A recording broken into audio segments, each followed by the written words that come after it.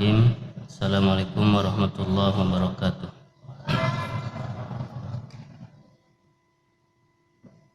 Innalhamdalillah nahmaduhu wa nasta'inuhu wa nastaghfiruh wa na'udzu billahi min shururi anfusina wa min sayyiati a'malina. May yahdihillahu fala mudhillalah wa may yudlil fala hadiyalah. Wa asyhadu an la ilaha illallah wahdahu la syarikalah wa asyhadu anna Muhammadan abduhu wa rasuluh sallallahu alaihi wa ala alihi wa sahbihi wa sallama tasliman katsira, amma ba'd. Fa inna asdaqal hadits kitabullah wa khairal hadi hadi Muhammadin sallallahu alaihi wasallam wa syarrul umuri muhdatsatuha wa kullu muhdatsatin bid'ah wa kullu bid'atin dhalalah wa kullu dhalalatin finnar. Ikhwani fiddin wal akhawat, kaum muslimin wal muslimat rahimakumullah. Alhamdulillah, pada sore hari ini atau malam hari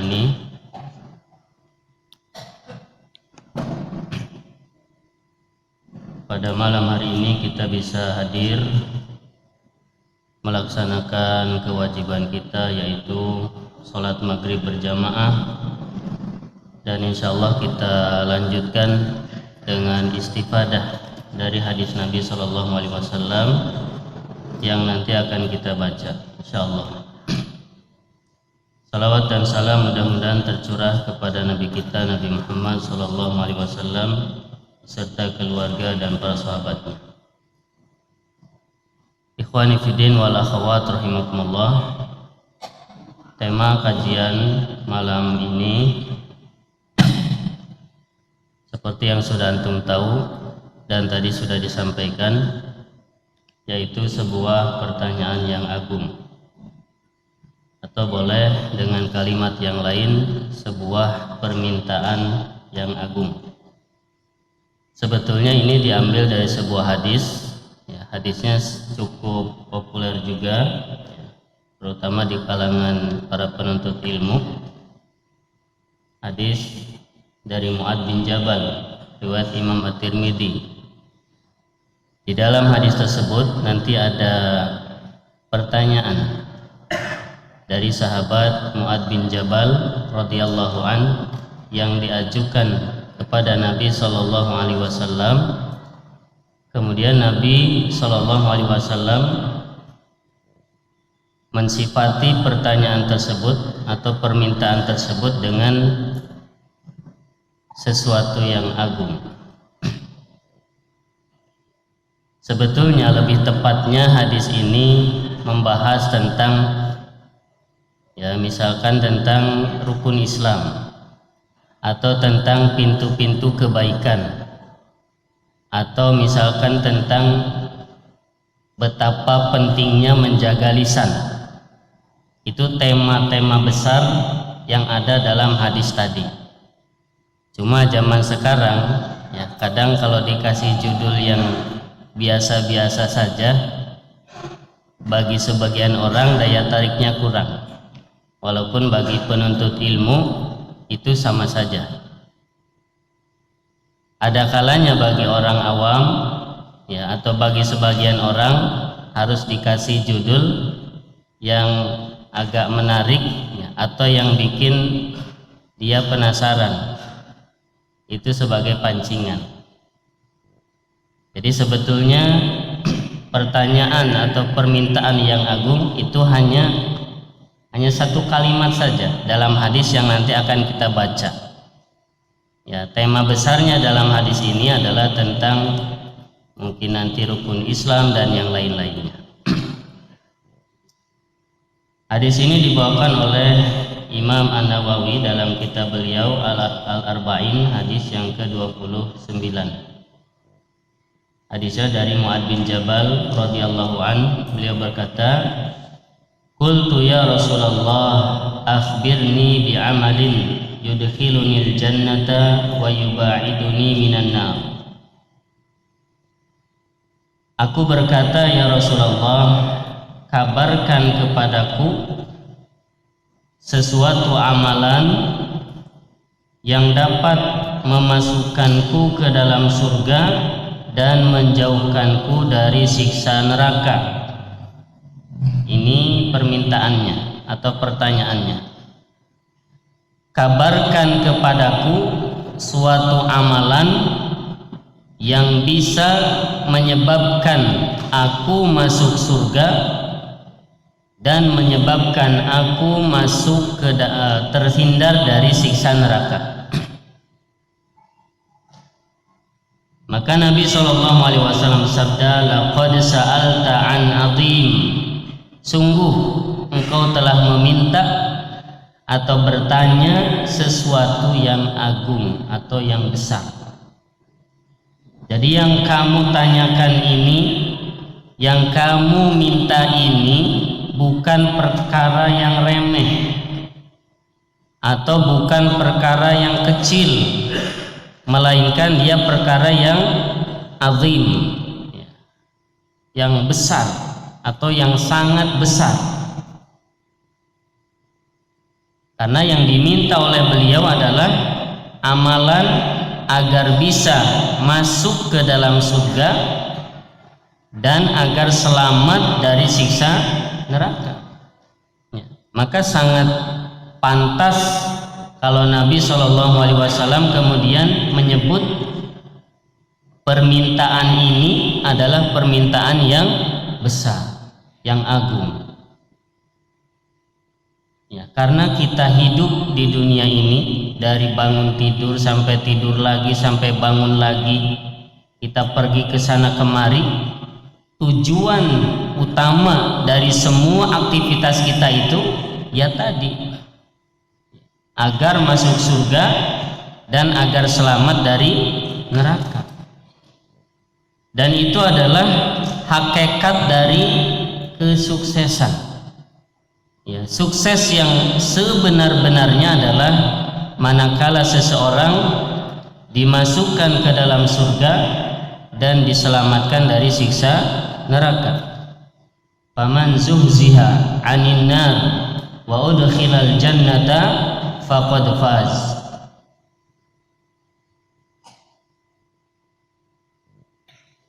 Kemudian Nabi SAW bersabda, wa innahu la yasirun ala man yassarahu Allah Ta'ala alaihi. Tetapi sesuatu yang agung tadi, sesuatu yang besar tadi, Nabi sabdakan, wa innahu la yasirun, dan sesungguhnya itu mudah. Mudah ya. Amalan yang bisa memasukkan kita ke surga, menyelamatkan kita dari siksa neraka, kata Nabi, wa innahu layasirun, itu mudah. Bagi siapa? Bagi orang yang Allah mudahkan. Mudah bagi orang yang Allah mudahkan. Dan mudah-mudahan kita termasuk orang yang dimudahkan. Amin. Kemudian Nabi SAW menjawab,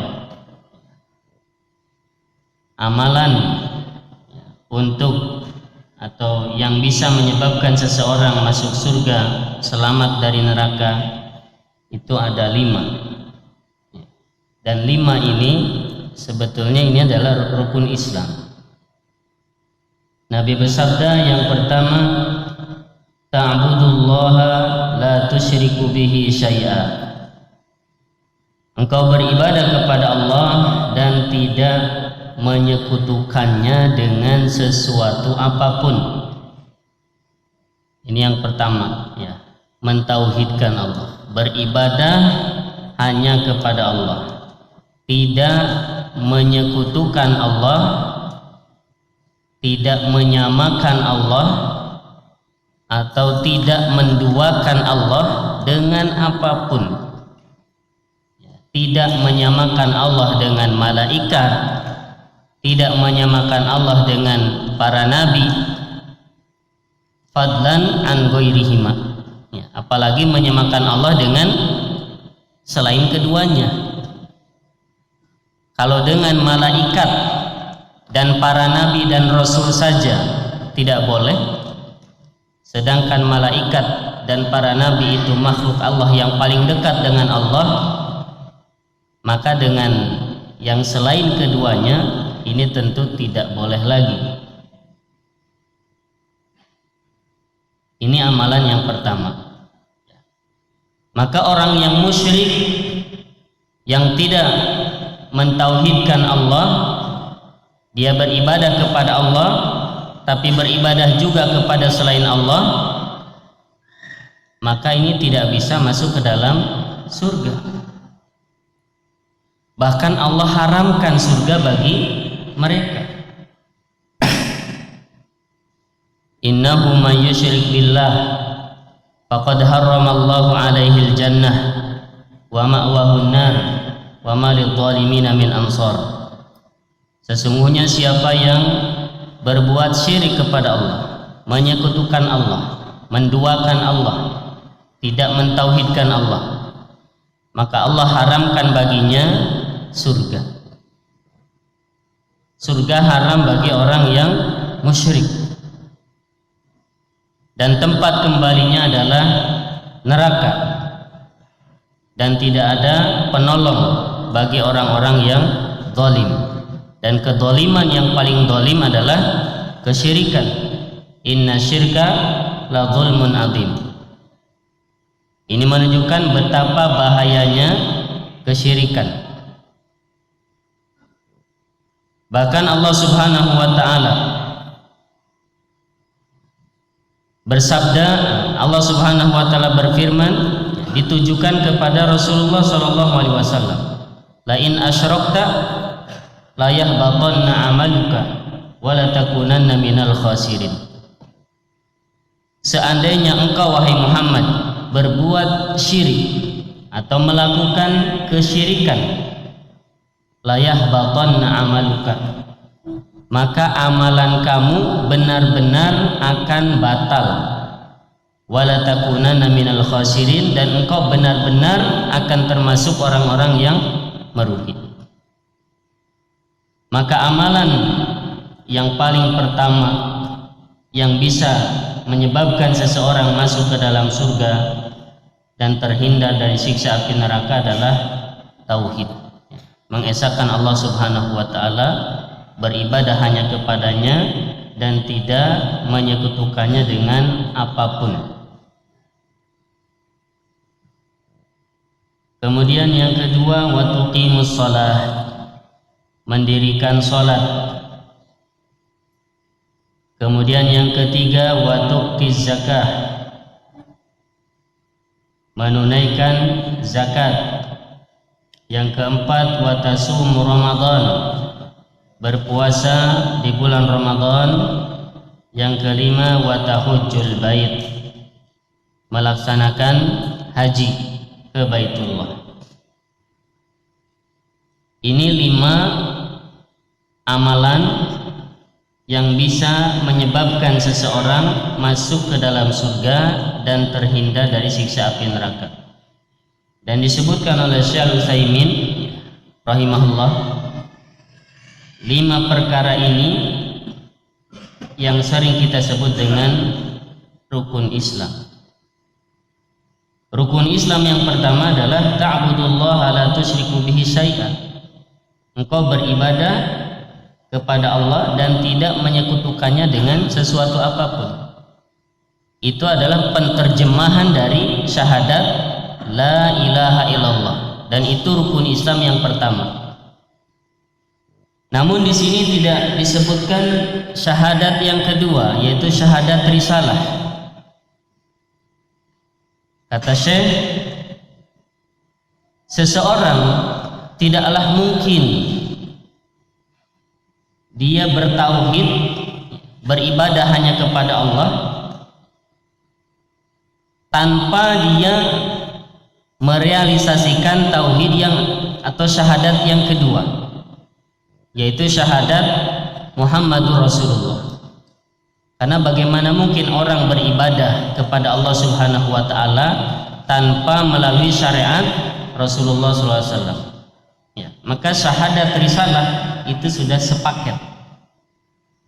Jadi ta'budullaha la tusyriku bihi syai'a, ini rukun Islam yang pertama. Ya, 2 kalimat syahadat. kemudian yang kedua mendirikan sholat, yang ketiga membayar zakat, yang keempat puasa Ramadan, yang kelima haji.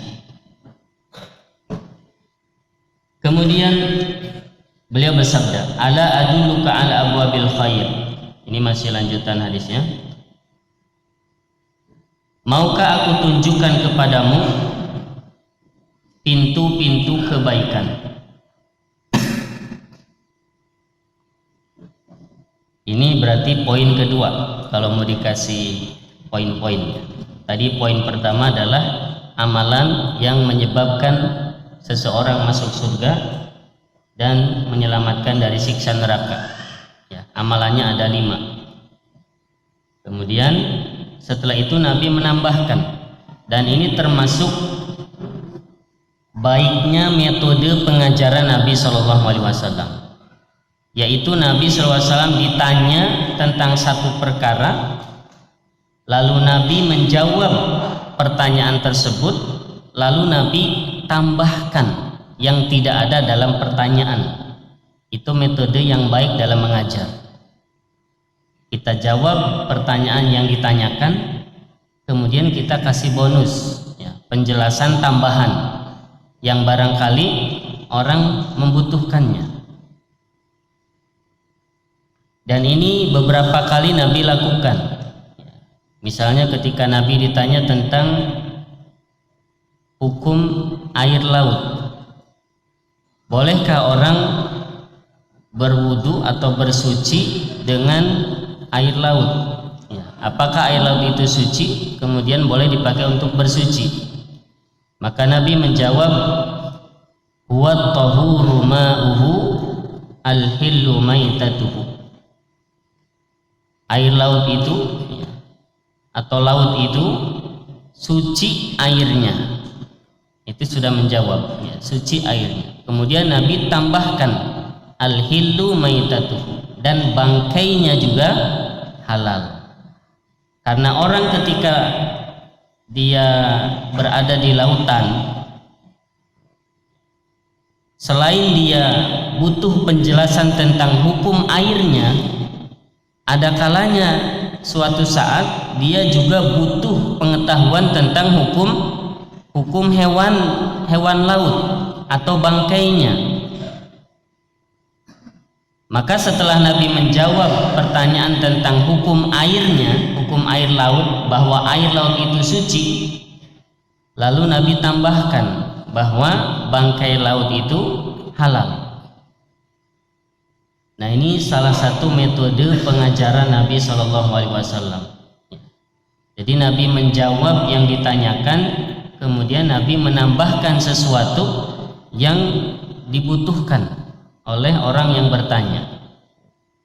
Ini termasuk metode yang baik. Begitu juga di sini. Yang ditanyakan kepada Nabi adalah amalan yang bisa memasukkan ke dalam surga dan menyelamatkan dari neraka. Itu sudah Nabi jawab. Kemudian Nabi tambahkan, maukah aku tunjukkan kepadamu pintu-pintu kebaikan?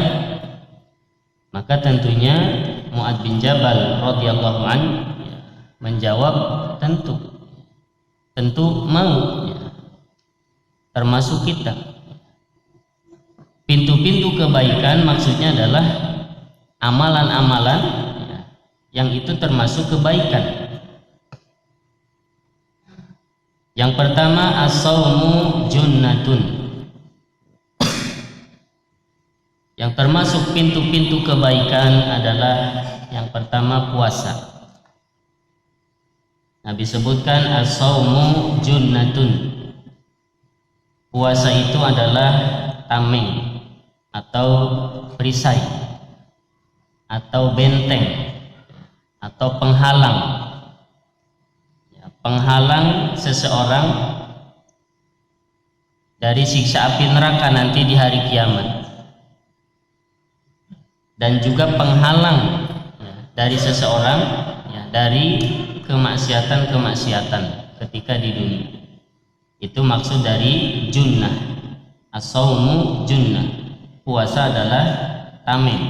Maksudnya tameng dari kemaksiatan ketika di dunia, dan tameng dari siksa neraka nanti ketika di akhirat. Yang kedua, termasuk pintu-pintu kebaikan adalah as-shadaqah, sedekah. Was-shadaqatu tudfi'ul khati'ata kama yudfi'ul ma'una. Sedekah bisa menggugurkan kesalahan sebagaimana air bisa memadamkan api. Ini termasuk keutamaan sedekah. Sedekah bisa menggugurkan kesalahan-kesalahan. Maka siapa yang dirinya banyak melakukan kesalahan-kesalahan, salah satu yang bisa menggugurkan kesalahan adalah dengan bersedekah. Sebagaimana air bisa memadamkan api. Dan dalam ilmu usul fikih ini namanya kias. Nabi mengkiaskan sesuatu kepada sesuatu yang lain. Dan ini juga termasuk baiknya metode pengajaran Nabi. Jadi Nabi menggambarkan sesuatu yang tidak terlihat atau tidak tampak, Nabi jelaskan dengan sesuatu yang tampak. Sedekah menggugurkan kesalahan mungkin sekarang kita nggak lihat, nggak kelihatan, nggak nyata di depan kita, meskipun itu nyata di hadapan Allah Subhanahu wa Ta'ala. Lalu Nabi perjelas dengan sebagaimana air bisa memadamkan api.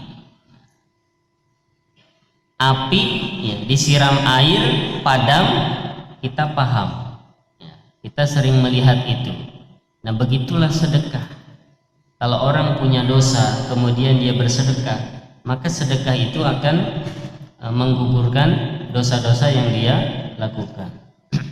Ini yang kedua. Yang ketiga termasuk pintu kebaikan adalah sholatul lail, sholat malam.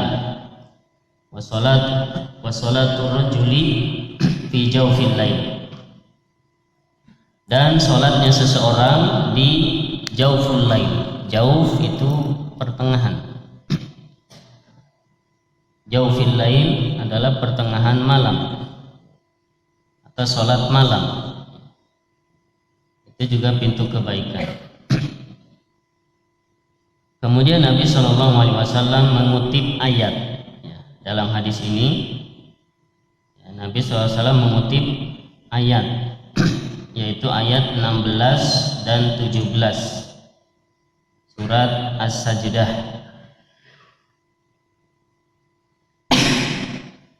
Allah berfirman, tatajafa junubuhum 'anil madaji yad'una rabbahum khaufan wa tama'an wa mimma razaqnahum yunfiqun. Lambung-lambung mereka jauh dari tempat tidur. Maksudnya malam-malamnya sedikit tidurnya. Lambungnya jauh dari tempat tidur, maksudnya tidurnya sedikit. Banyak bangunnya, tapi bangunnya adalah dengan ibadah, dengan sholat, dengan zikir, dengan tilawah. Menghidupkan malam, bangun malam dengan ibadah. Mereka berdoa kepada Rabb mereka khaufan wa tama'a, dengan penuh rasa takut dan rasa harap. Wa mimma razaqnahum yunfiqun, dan dari sebagian apa yang kami rizkikan kepada mereka, mereka berinfak. Dalam ayat ini ada penjelasan tentang sholat dan sedekah. Jadi setelah Nabi menyebutkan termasuk pintu kebaikan adalah sedekah, kemudian sholat. Dalilnya adalah ayat yang tadi dibacakan.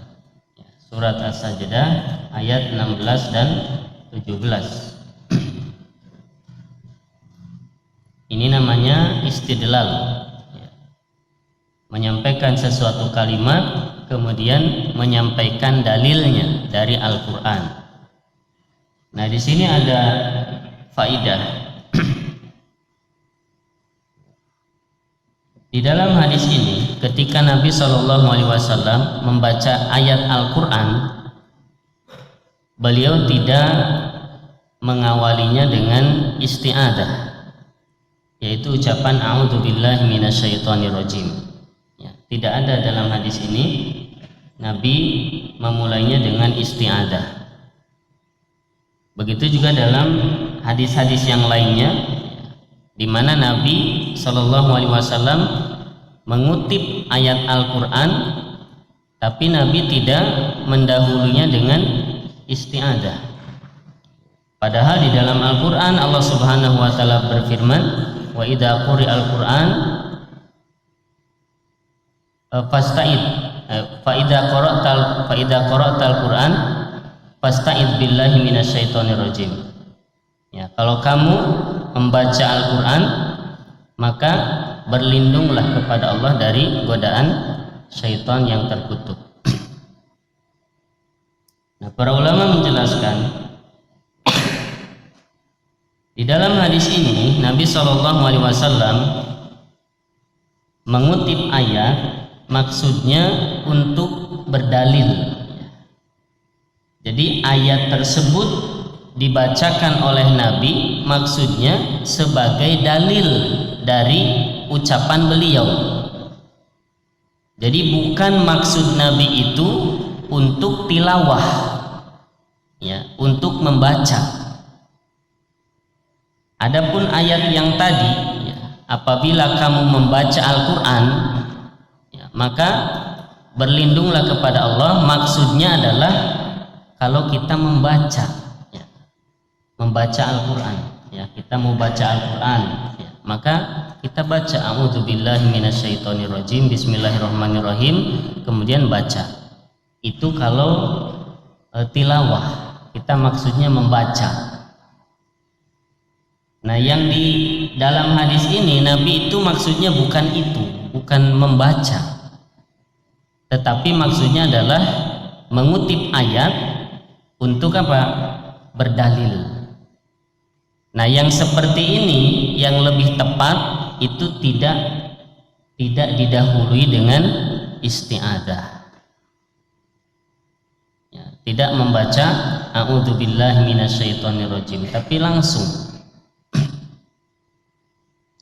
Ya, contohnya misalkan antum, ya, ceramah atau khutbah Jumat, kemudian antum menyampaikan satu kalimat misalkan bahwa Allah itu bersemayam di atas ars, kemudian Allah berfirman Ar-Rahmanu 'alal arsy istawa, itu yang betul. Ya, tapi kalau antum ya, misalkan Allah itu bersemayam di atas ars, Allah berfirman a'udzubillahi minasyaitonirrajim, bismillahirrahmanirrahim, Ar-Rahmanu 'alal arsy istawa, ini kurang tepat, ya, kalau tidak mau dibilang keliru. Kenapa kurang tepat? Karena kalau orang mengatakan Allah Ta'ala berfirman a'udzubillahi minasyaitonirrajim, Ar-Rahmanu 'alal arsy istawa, berarti dia memasukkan a'udzubillah ke dalam firman Allah. Padahal a'udzubillah itu firman Allah bukan? Bukan. A'udzubillah itu artinya aku berlindung kepada Allah. Ya, gimana mungkin itu firman Allah? Itu ucapan kita. Allah itu tempat berlindung. Nggak mungkin Allah berlindung. Ya, a'udzubillah artinya aku berlindung kepada Allah. Jadi kalau orang seperti tadi, ya, Allah berfirman a'udzubillahi minasyaitonirrajim, berarti dia memasukkan kalimat a'udzubillahi minasyaitonirrajim ke dalam bagian firman Allah, padahal itu bukan firman Allah. Maka ketika seseorang mengutip ayat yang tujuannya adalah untuk dijadikan dalil, ya, bukan maksudnya sebagai bacaan atau tilawah, maka yang lebih tepat adalah membacanya langsung, ya, tidak membaca isti'adah terlebih dahulu. Ya, dalilnya adalah hadis ini. Di sini Nabi menyebutkan bahwa pintu-pintu kebaikan adalah sedekah, kemudian sholat. Lalu Nabi membawakan dalilnya, dan Nabi tidak membaca isti'adah terlebih dahulu. Nah, baik, itu 3 pintu-pintu kebaikan, ya, puasa, kemudian sedekah, kemudian sholat malam. Ya, maka mudah-mudahan kita termasuk orang-orang yang bisa mengamalkan pintu-pintu kebaikan, puasa, kemudian sedekah, kemudian sholatul lail, sholat malam. Kemudian Nabi bersabda, ditambahkan lagi, ini mungkin poin ketiga, ya, dan ini bagian akhir dari hadis ini. Nabi bersabda, ala ukhbiruka bi ra'sil amri wa amudihi wa dirwati sanamihi. Maukah aku beritahu kepadamu pokok segala urusan, tiangnya dan puncaknya. Jadi poin ketiga ini, ya, pokok segala urusan, kemudian tiangnya dan puncaknya. Qultu bala ya Rasulullah. Kemudian aku, ya, Mu'adz bin Jabal mengatakan tentu. Maka Nabi bersabda, Ra'sul amril Islam. Pokok perkara adalah Islam.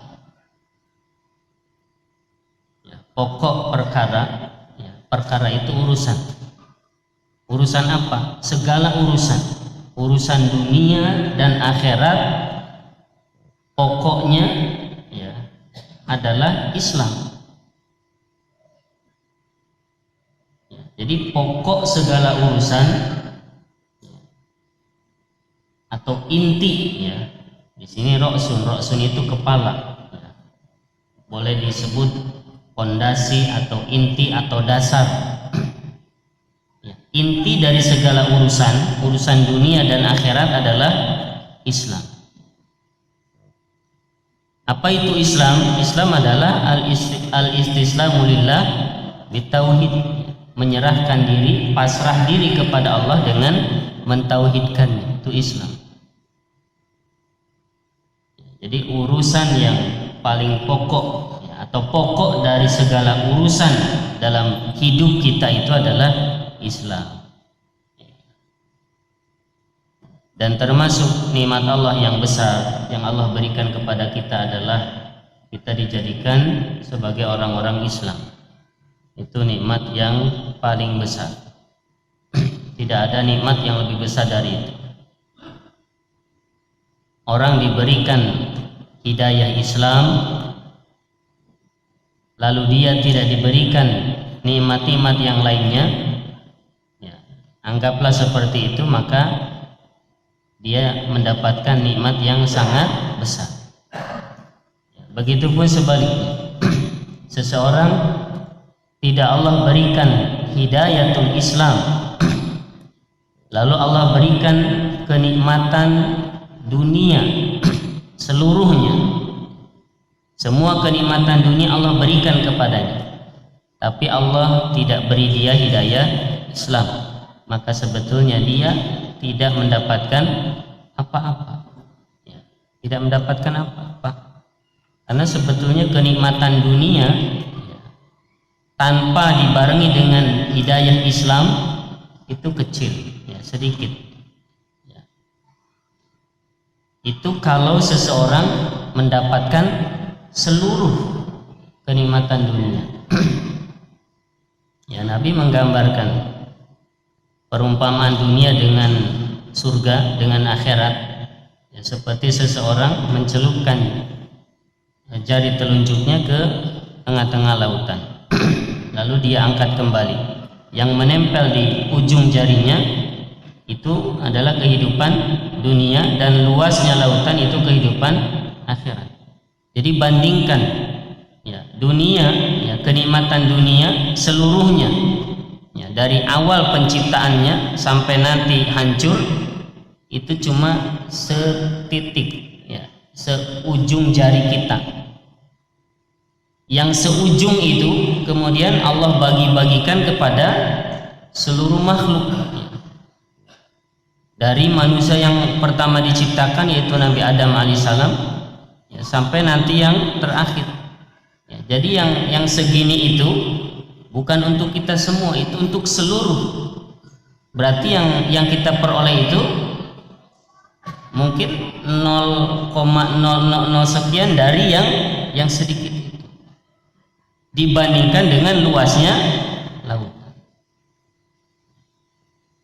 Maka berbanggalah ya seseorang yang diberikan nikmat hidayatul Islam. Allah berikan Islam dalam hidupnya. Ya, maka nikmat Islam ini harus kita jaga. Wala tamutunna illa wa antum muslimun.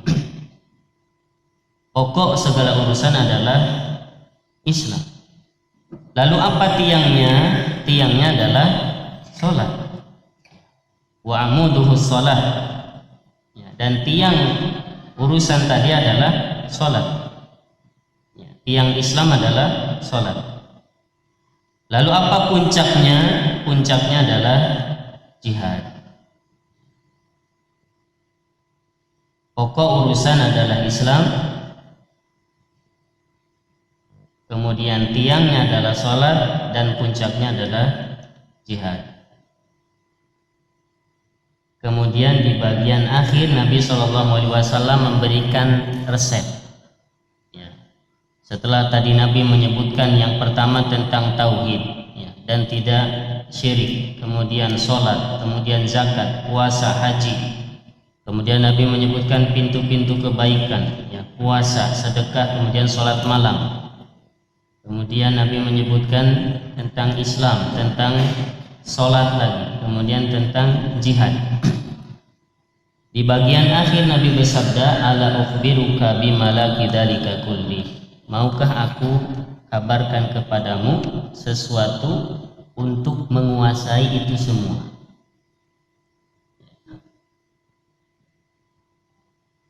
Maukah aku kabarkan kepadamu bimalaki dzalika kulli, untuk memiliki semua itu,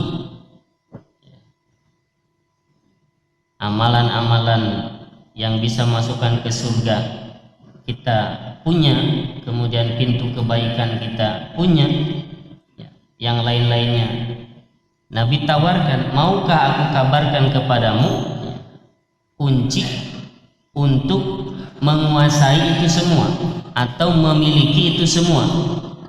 Maka Mu'adz menjawab, bala ya Rasul, tentu. Lalu Nabi SAW, beliau memegang lisannya, lalu Nabi bersabda, uffa alaika hada, ya, jagalah olehmu benda ini, sambil Nabi memegang lisannya. Ya, jaga lisan ini, itu kuncinya. Karena lisan kalau tidak dijaga, ya, dia bisa mengucapkan kesyirikan. Ya, orang mengucapkan demi Allah, demi Rasulullah, syirik. Ya, menyamakan Allah dengan Nabi, dengan Rasul, meskipun Rasul itu adalah makhluk yang paling mulia. Ya. Tapi semulia-mulianya Rasulullah, beliau tidak sampai kepada derajat Rabb atau Tuhan. Beliau paling tingginya adalah Rasul. Tidak boleh disamakan dengan Allah Subhanahu wa Ta'ala. Ketika orang bersumpah demi Allah dan demi Rasulullah, berarti dia menyamakan Allah dengan Rasul. Ya. Maka seorang Muslim dia tidak bersumpah kecuali dengan nama Allah Subhanahu wa Ta'ala. Kemudian dengan lisan juga ya, seseorang ya, bisa berbuat apa saja. Maka kuncinya kata Nabi SAW adalah kufa alaika hada, jagalah oleh kamu benda ini, yaitu lisan. Allah alam bisawab. Kita break dulu, nanti kita akan ambil beberapa faidah dari hadis ini. Wallahu alam bisawab. Walhamdulillahirabbil alamin. Bismillahirrahmanirrahim. Alhamdulillahirabbil alamin wa bihi nasta'inu ala umuri dunya waddin. Wa nusalli wa nusallim ala asrofil anbiya'i wal mursalin wa ala alihi wa sahbihi ajma'in, amma ba'd. Ikhwani fid din wal akhawat, kaum muslimin wal muslimat rahimakumullah. Tadi sudah kita baca sebuah hadis dari sahabat Mu'ad bin Jabal radhiyallahu an. Pertanyaan atau permintaan yang disifati oleh Nabi Shallallahu Alaihi Wasallam dengan sesuatu yang besar atau yang agung. Sampai tadi kita jelaskan sabda Nabi Shallallahu Alaihi Wasallam, ala ukhbiruka bimalaki dzalika kulli. Maukah aku kabarkan kepadamu sesuatu untuk memiliki itu semua? Maksudnya itu semua yang tadi disebutkan di atas. Lalu Nabi Shallallahu Alaihi Wasallam kemudian beliau memegang lisannya, kemudian bersabda, kufa alaika hada, jagalah oleh kamu ini, maksudnya lisan. Ini menunjukkan betapa perkara lisan ini bukan perkara yang remeh, tapi dia sesuatu yang sangat besar. Kalau orang mampu menjaga lisannya, berbicara sesuai dengan tuntunan syariat, maka seperti yang disabdakan oleh Nabi Shallallahu Alaihi Wasallam, dia akan mendapatkan itu semua. Tapi kalau seseorang tidak menjaga lisannya, berbicara sembarangan, maka bisa jadi dia tidak mendapatkan yang tadi disebutkan. Nah, ini peringatan buat kita semua ya, untuk berusaha menjaga lisan kita ya, terutama di zaman sekarang. Banyak orang bicara sembarangan, menghina sana menghina sini, memfitnah sana memfitnah sini, menggibah, menuduh orang begini dan begitu. Banyak berbicara, dan dikhawatirkan nanti pembicaraannya justru akan memberatkan dia di yaumul qiyamah. Baik, kita akan ambil faidah-faidah. Hadis tadi hadis riwayat Imam At-Tirmidzi, beliau berkata hadisnya hasan sahih. Banyak sebetulnya faidah-faidah yang bisa kita ambil dari hadis ini. Kita ambil beberapa.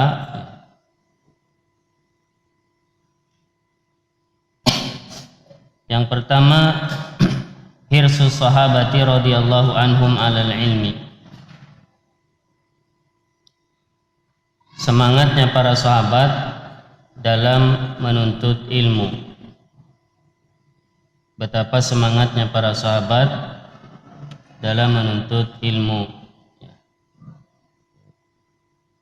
Itu yang pertama. Salah satu bentuk semangat para sahabat adalah dengan banyaknya pertanyaan-pertanyaan yang diajukan kepada Rasulullah SAW. Para sahabat banyak bertanya kepada Nabi tentang perkara ilmu. Ini menunjukkan mereka sangat bersemangat. Yang kedua, uluwu himmati Mu'ad ibn Jabal. Betapa tingginya cita-cita Mu'ad bin Jabal radhiyallahu anhu. Betapa tingginya himmah, ya, cita-cita atau keinginan atau harapan dari Mu'adz bin Jabal, yang mana itu tergambar dari pertanyaan yang beliau ajukan. Beliau minta kepada Rasul satu amalan agar bisa masuk surga dan selamat dari neraka. Jadi beliau meminta sesuatu langsung ke puncaknya, ya. Bukan minta amalan buat dagangan laris, ya, biar mudah jodoh, biar ini itu yang sifatnya duniawi, ya, itu lewat semuanya. Tapi yang Mu'adz minta dari Nabi adalah suatu amalan agar masuk surga dan selamat dari neraka. Itu menunjukkan tingginya himmah beliau, ya. Kalau cuma amalan biar rezekinya mudah, ya, biar ini biar itu, ya, biar dagangan laris, itu rendah, rendah dibandingkan dengan yang tadi minta amalan agar masuk surga. Nah, ini menunjukkan bahwa Mu'adz bin Jabal radhiyallahu an memiliki himmah aliyah, ya, punya cita-cita yang tinggi. Nah, begitu juga seorang muslim dan muslimah, ya, himmahnya harus tinggi, harus jauh ke depan, ya, visinya harus akhirat, ya. Melakukan apapun, aktivitas apapun harus ada nilai ibadahnya, harus ada pahalanya. Kalau enggak buat apa? Jadi melakukan sesuatu apapun itu atau meninggalkan sesuatu harus tujuannya adalah agar masuk surga atau selamat dari neraka, harus ke situ, ya. Jangan ini ada upahnya atau tidak, ya, ada ongkosnya atau tidak, itu rendah. Tapi kita melakukan sesuatu atau meninggalkan sesuatu tujuannya adalah akhirat. Kemudian faidah yang selanjutnya,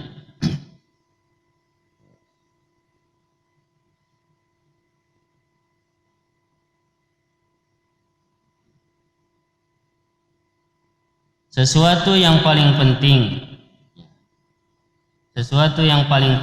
dan paling berharga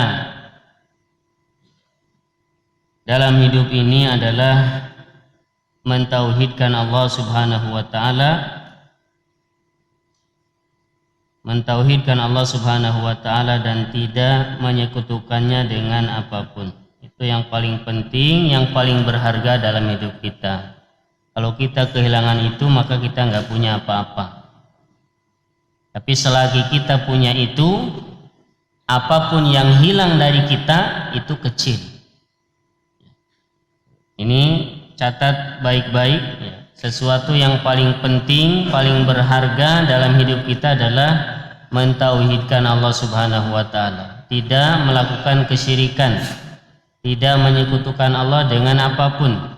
Ya, maka kita harus belajar tauhid itu apa, ya, mengesahkan Allah itu bagaimana, kemudian syirik itu apa, jenis-jenis syirik itu apa, kita harus paham itu. Karena itu yang paling penting bagi kita, ya, dalam hidup ini dan buat nanti di akhirat. Maka siapa yang kehilangan itu, maka dia kehilangan segala-galanya. Ya, tapi siapa yang punya itu, maka yang hilang dari dia itu nggak ada nilainya. Antum bertauhid, tidak musyrik, kehilangan apapun, antum masih punya yang paling berharga, yaitu tauhid. Kemudian faidah selanjutnya,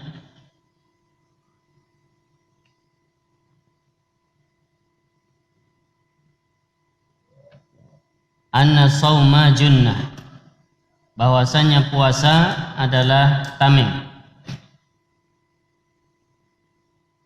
Puasa adalah tameng. Maksudnya tadi sudah jelaskan, di dunia puasa itu tameng dari kemaksiatan. Ya, siapa orang yang melaksanakan puasa, maka dia akan terlindung dari melakukan keburukan-keburukan.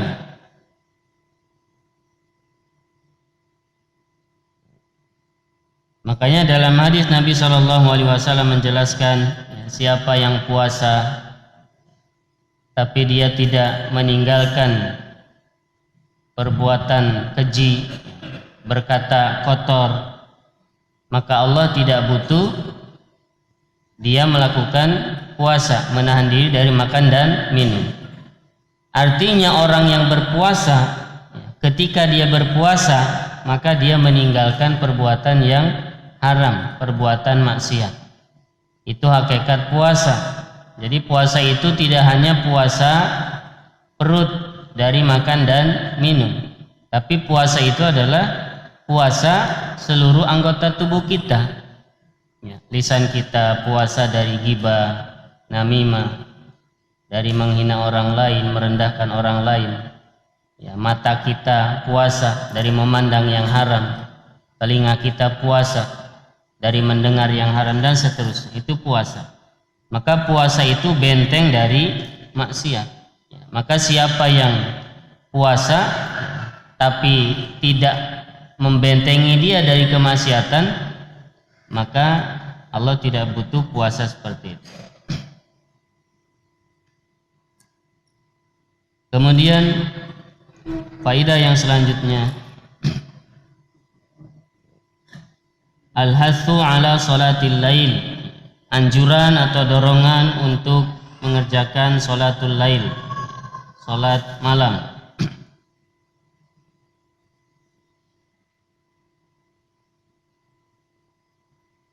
Dan di dalam hadis tadi dijelaskan bahwasannya salat malam itu sama seperti sedekah, bisa menggugurkan kesalahan-kesalahan sebagaimana air bisa memadamkan api.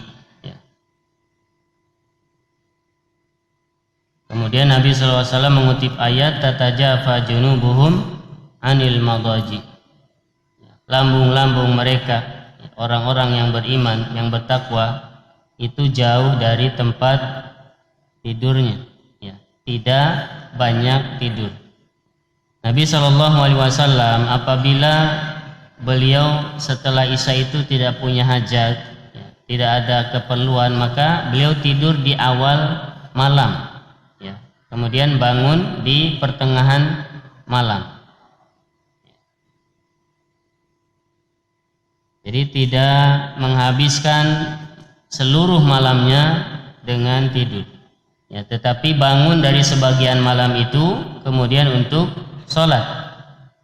Ya ayyuhal muzammil qumil laila illa qalila nisfahu awinqus minhu qalila au zid alai warattilil qur'ana tartila. Ini anjuran untuk sholat malam. Maka kita berusaha, suami dan istri bekerja sama, seperti yang disebutkan dalam hadis, didoakan agar mendapatkan rahmat. Seseorang suami yang bangun untuk sholat malam kemudian dia membangunkan istrinya, kalau tidak mau bangun dicipratin air, supaya dia mau bangun. Begitu juga istri, dia bangun sholat malam kemudian bangunkan suaminya. Jadi bekerja sama. Apalagi sekarang, zaman sekarang sudah mudah. Orang kalau mau bangun malam, kalau betul-betul niat, insya Allah mudah. Alarm sudah banyak ada di HP kita, bahkan bisa dipasang beberapa alarm. Tapi intinya dari keinginan. Kalau keinginannya lemah, kurang, 10 alarm pun dia akan lewat. Betul tidak? Sebanyak apapun alarmnya, bahkan dibangunkan oleh istrinya, oleh anaknya, kalau tidak ada keinginan yang kuat maka dia tidak akan bangun. Karena sholatul lail, sholat malam itu adalah seutama-utama sholat setelah sholat wajib. Afdhalus sholah ba'dal faridah sholatul lail. Seutama-utama sholat setelah sholat fardu adalah sholat malam. Dan sholat yang utama tentunya godaannya banyak, berat. Mudah-mudahan kita termasuk orang-orang yang dimudahkan untuk bangun malam untuk sholat. Nah, kemudian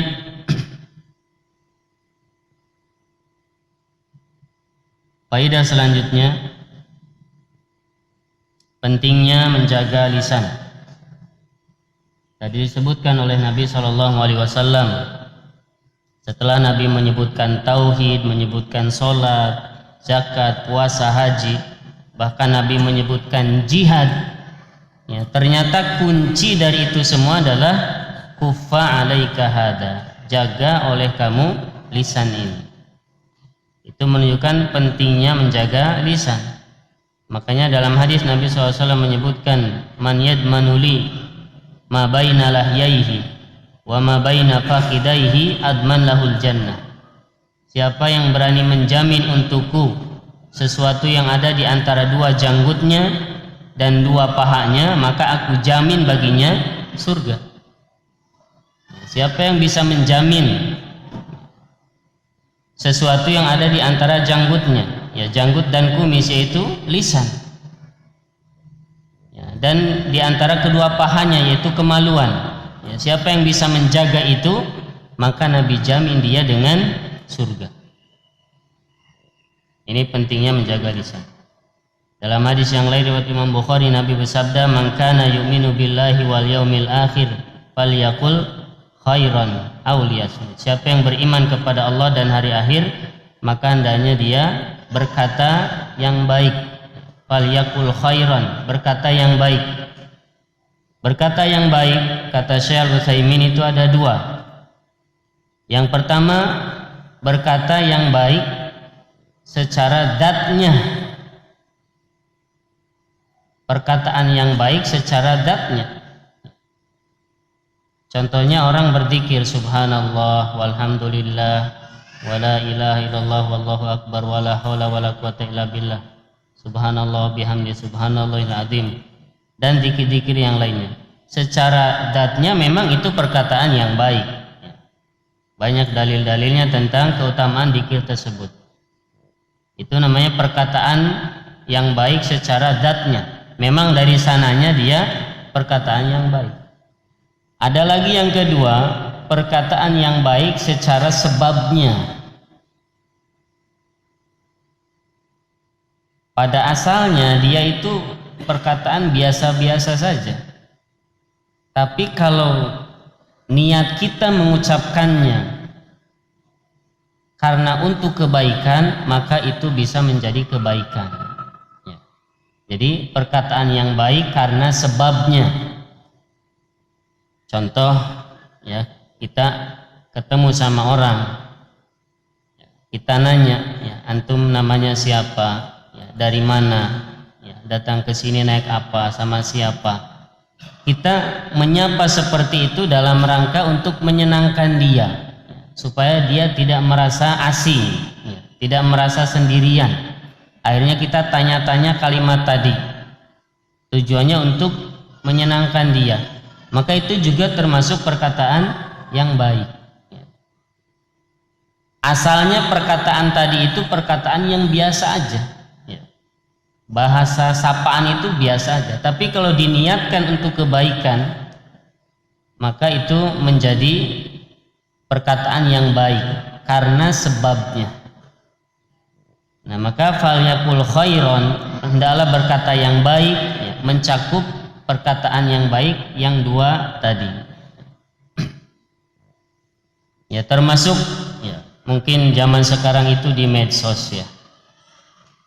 Kadang kita kalau bicara langsung seperti ini mungkin sedikit, tapi kalau di medsos kita komen satu kalimat, ya, bisa turun temurun, ya. Kita komen atau nulis satu kalimat yang itu adalah satu kesalahan atau kekeliruan, mungkin itu caci maki, mungkin merendahkan orang lain, dan tertulis terus di situ, entah sampai kapan, bahkan setelah kita meninggal mungkin, dan itu belum terhapus, ya, dibaca orang, dilihat orang. Ini jadi panjang, Nah, maka hati-hati yang punya medsos, ya. Tulis yang baik, yang benar, ya. Komen yang positif, yang bikin orang semangat, ya. Jangan komen-komen yang tidak baik, ya. Bikin orang mungkin gak suka atau bikin orang marah. Nah, hati-hati. Dan sayangnya di medsos itu kebanyakan ya, komen-komen yang kurang baik. Kalau tidak mau dibilang yang tidak baik.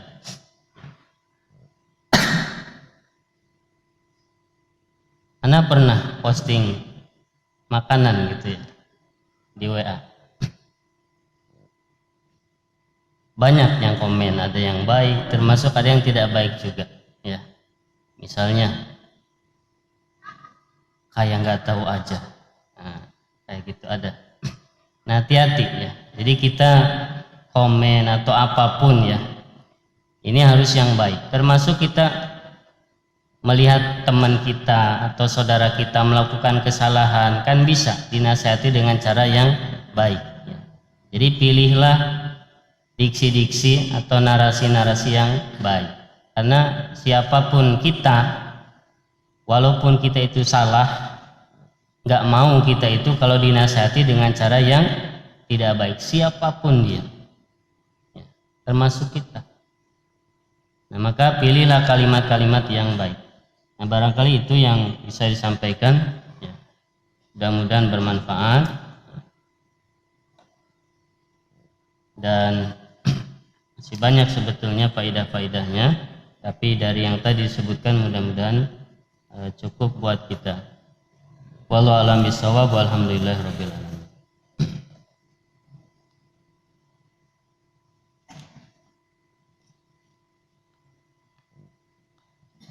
Assalamualaikum waalaikumsalam warahmatullahi wabarakatuh.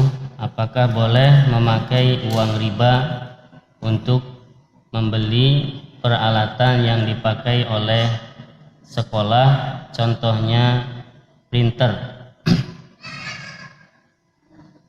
Uang riba ya, sepanjang yang Anda tahu atau sependek yang Anda tahu, dia hanya boleh dimanfaatkan. Ini juga bukan anjuran ya, hukumnya hanya boleh saja ya.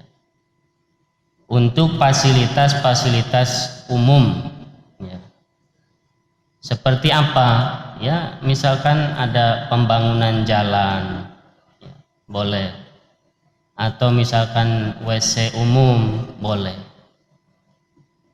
Adapun untuk keperluan pribadi ya, atau lembaga tertentu, apalagi yang sifatnya untuk pendidikan, mencari ilmu ya, baiknya dengan uang yang halal thayyib ya. Innallaha ta'ala thayyibun la yaqbalu illa thayyib. Allah itu maha baik dan tidak menerima kecuali yang baik pula. Wallahu a'lam.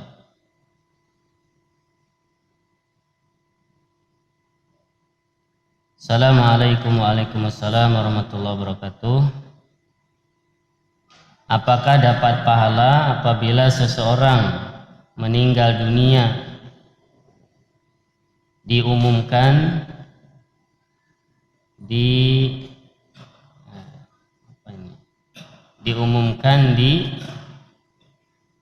grup WhatsApp,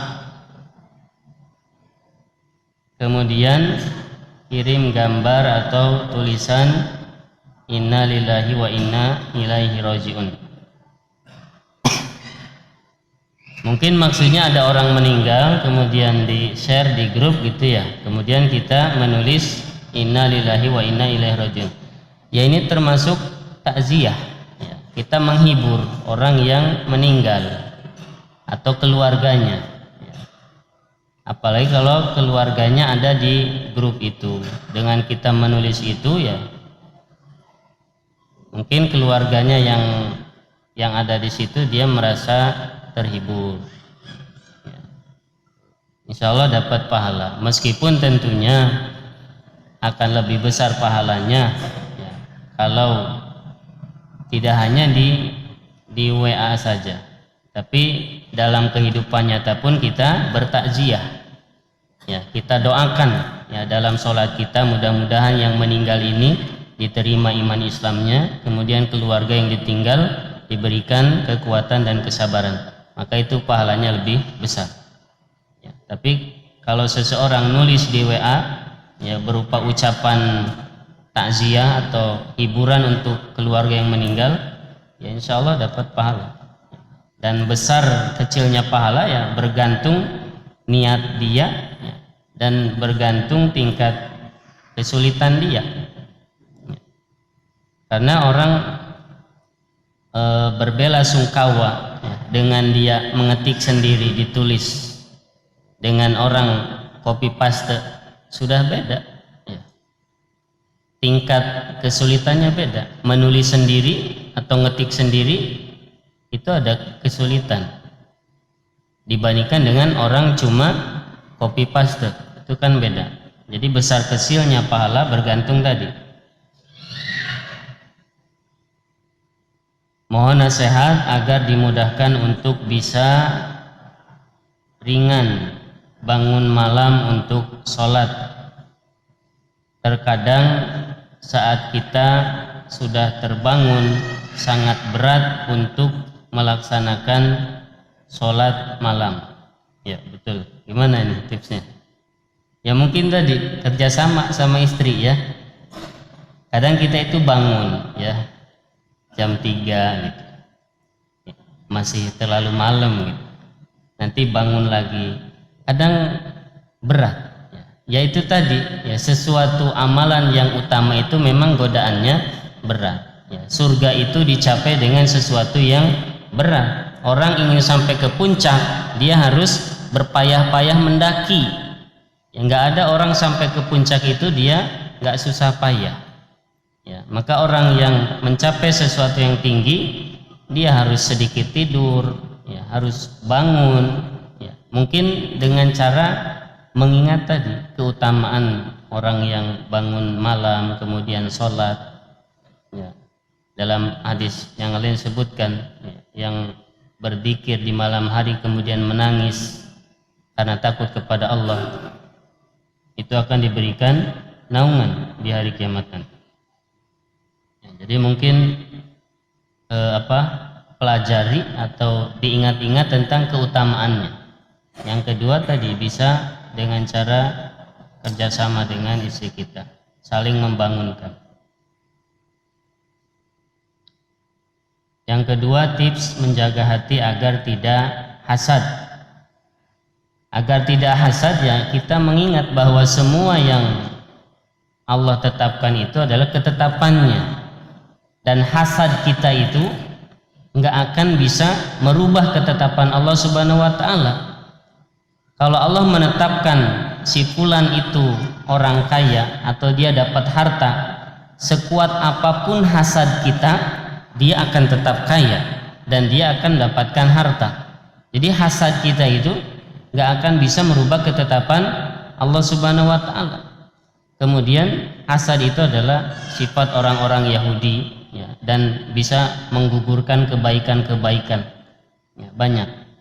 Ingat ke situ, mudah-mudahan dimudahkan.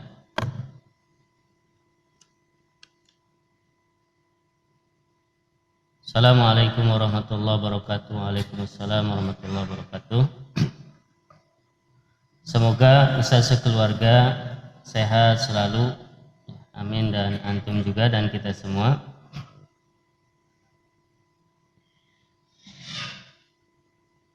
Ingin bertanya bagaimana kiat-kiat atau nasihat agar kita tidak bermaksiat saat sendirian, terutama saat pegang HP.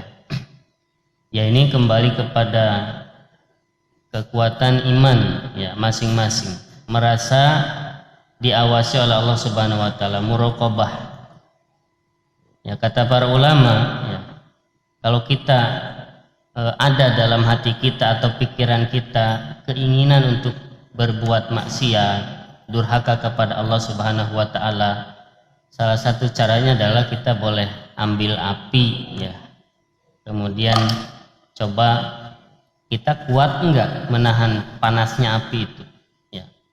Kalau enggak kuat ya, maka jangan coba-coba berbuat maksiat. Karena api yang ada di akhirat kelak ya, neraka jahanam itu lebih panas daripada api yang ada sekarang. Ya, ingat itu. Memang ya tadi kembali kepada iman kita masing-masing.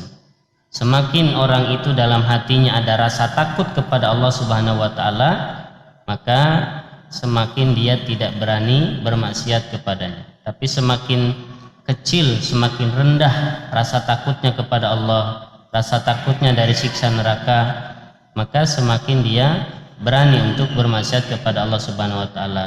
Maka salah satu kuncinya adalah kuatkan iman ya, perdalam keimanan kita, ketakwaan kita.